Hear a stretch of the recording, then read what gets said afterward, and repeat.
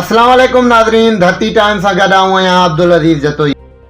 कश्मीर में मेहराब सिंधी जी ख़बर शामिल कंदासीं। कश्मीर में शहरी एक्शन कमेटी पारां पाकिस्तान अमून रैली कढी वई। पाकिस्तान अमून रैली शहरी एक्शन कमेटी के चेयरमैन हाकिम अली ॿियनि जी अॻवाणीअ में नादर चौक खां प्रेस क्लब ताईं कढी वई। रैली में शहरी शरीक माण्हुनि हथनि में बैनर्स ऐं क़ौमी परचम खयल हुआ। रैली में शरीक माण्हुनि पाकिस्तान ज़िंदाबाद, पाक आर्मी ज़िंदाबाद जा नारा लगाए रहिया हुआ।